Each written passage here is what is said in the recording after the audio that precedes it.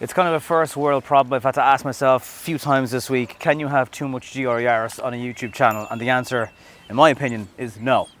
The difference between this GR and the one I've reviewed previously is this has a luxury pack. So the objective of today's video is to find out, is it worth almost €4,000 extra? So visually, let's take a little look around the outside. There's no major differences until you get to the front of the car, because then you will have some front parking sensors here and over here. But these fantastic bright white fogs are still on the standard car. These fake air intakes are still on the standard car. I've also just noticed a little GR thing in here. Didn't see that before on the last car. And yeah, under that sensor, a GR badge. Side-on profile, no changes. It's just still a lovely GR. This is where you notice the difference, because in your mirrors you will have blind spot. That's part of the luxury pack. No major changes to the back either, except in the rear lower bumper over here you will get some reverse sensors in the back also. You'll spot a little camera just watching everything as you reverse right here. But everything else about the back of the GR is identical. Inside we still have those wonderful bucket seats, which are so supportive. The interior is also predominantly the same, except for one glaringly obvious difference. That is the addition of a JBL logo here and the addition of some JBL plastic stick-on-y bit there. You're also going to get a heads-up display, which is really good and will do stuff like display your navigation route right on your windscreen, which is good. You keep your eyes on the road, so you get that. And there's rear traffic cross monitoring. If you're reversing the car out and it senses a car coming this way or this way, it'll beep and warn you. And you know, it is a good feature. Is it almost a €4,000 feature? There's also obviously mentioned sat nav, so that's the addition, but you can use your phone with CarPlay or Android, because that's on Toyotas now. In the luxury pack you'll still get the manual gearbox, manual handbrake, the sport and track jog wheel that you can very quickly change between 70-30, 50-50. And yeah, I mean, bar that JBL logo, everything else on the inside is the same.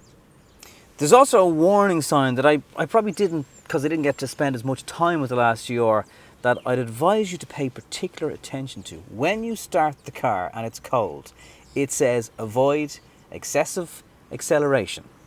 Pay attention to that. This is a highly strung 3-cylinder engine that will rev to no man's land, but you have to give it time to warm up. And I'm not even going to tell you to go looking for examples on YouTube where if you don't obey that rule, like any high performance car, you have to follow that. Wait till it's warm. Don't go YouTubing disasters. Seriously. Still got 4 choices of colours. I think the red with the black carbon roof looks really, really good. This is the pearl white paint colour, and then you've got flat white and black, which black with the alloys and the roof. That looks mean to some people, but maybe just it doesn't pop enough for others, but there's still the 4 options in there. Now there's the circuit pack on the car, which jumps by another, well, from the base price of almost €7,000. That will get you lighter alloys, limited slip differential, different suspension. And if you were going to pay the extra, you could argue that that's the one to go for, and that strips out things for weight like sat nav. Not that I think sat nav really does it really add any sort of significant weight to a car like this? But if you're going to pay the extra over the standard car, go for the circuit pack, I think. The thing that doesn't change no matter what trim level of the car you've gone for, what pack level is, it gets so much attention on the roads. I've had thumbs up in traffic, just people going, I've had people come up to me in car parks and say, well, is it as good as they say it is? And I'm like, oh yeah, it's better. The big question for everybody is it still the same to drive?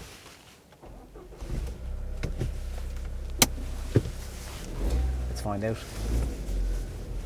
It's still that same gutsy, throaty kind of 3-cylinder. I want to go. And that is not going to change because you've added some little creature comforts to the car.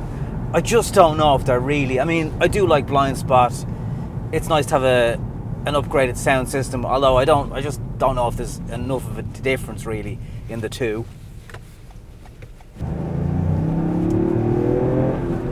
It's still the same GR, you know, and that characteristic hasn't changed. Of course, I'd love to drive the circuit pack version of it. It's probably not going to happen. Still the same problem with the gap between the rear view and the top of this floating screen. It does kind of restrict your view a little bit, and the A-pillars are quite large, but they're really incidental things. They're like, you're not gonna... If you bought this car, or this car was designed where everything worked seamlessly and there wasn't a few things like that actually, you know, can be drawbacks. A car like this, I almost feel, shouldn't be perfect. It should, as I said in the last review, be a little bit inconvenient sometimes. It's a bit noisy at motorway speeds. However, I have covered some serious distance in this car. This is one of the only press cars that I'm actually going to have to probably put some more petrol into before I drop it back, because I won't make it there. But I've driven this car at like motorway 120 kilometer speeds, and when you have the cruise control with the distance that you can set between you and the car in the front, and it's radar guided, it's actually a car that you can sort of just slip into a relaxed drive on. Not the type of way you're going to drive the car most of the time, but you can do it. Same problem with the passenger seat. It's elevated, because in an actual rally car that would be elevated, so the navigator can have a better judge of the road ahead to assist the driver. And you can knock it for the fact that you can't adjust the height in the seat, or you can say, well, actually they've really tried to keep this car true to what it should be. Like, there's a Jaguar F-Pace in front of me that I'd say the price is comparable between this and that. And I guarantee you're going to have more fun driving this. The other thing to bear in mind is, on that motorway journey, I managed to achieve 8 litres per 100 kilometres. Now, there's times when you'll see it doing 30 litres. But it can be done, is my point. It'll still notice pedestrians up in front. You've got your lane departure still going on. Your heads-up display will flash red if you're going over the speed limit, so you can actually keep an eye on things and be responsible in a car like this, which, to be honest with you, that's one of the hardest things to do, is to constantly obey speed limits, not have a blast, because this car is just constantly saying, come on, come on, come on. Even within speed limits though, it's still a fun car to drive. You know, the handling is still always there to be enjoyed. Even shifting from second to third gear, which won't quite have you above the speed limit, still sounds throaty and has that growl about it. And then, yeah, coming into a bend, like, that's never going to get old. It just hugs corners with incredible levels of grip. And yeah, you will get your lane departure beeping at you. You can turn that off, however.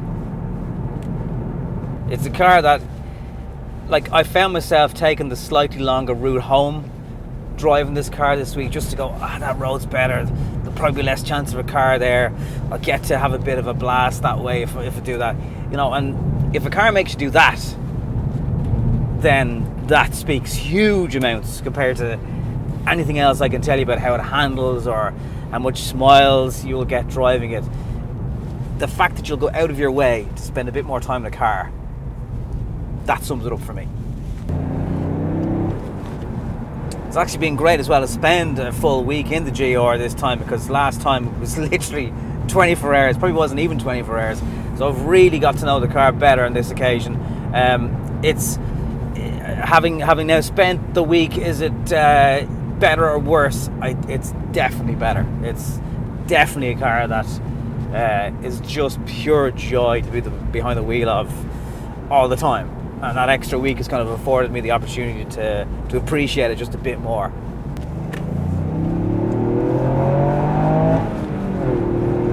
That's what I'm talking about. I've no doubt there's going to be people watching this going, yeah, but it's Golf GTI, it's Golf 4 money. It is. Well, not the new Golf 4, because you're going to be talking nearly 70 grand if you put a bit of spec onto one of them now. The prices have just gone insane in Ireland. It's not going to be for everybody for those reasons and more. It's not the most practical car in the world. The boot's tiny, rear legroom is tiny. But if you're a bloke or a girl who doesn't have to really answer to anybody when it comes to what you need from a car, where else are you going to get something that just plows on through a roundabout like that? It's brilliant fun. Cars like this are not going to be around forever, so if you do get a chance to pick one of these up, maybe even in a couple of years' time, you won't be disappointed, I promise. Thank you very much for watching. Tons of ways to support the channel. They're all described down below. We're on Patreon, and many of the ways that you can help us out if you enjoy watching independent car reviews. And I will see you very soon. Thanks for watching.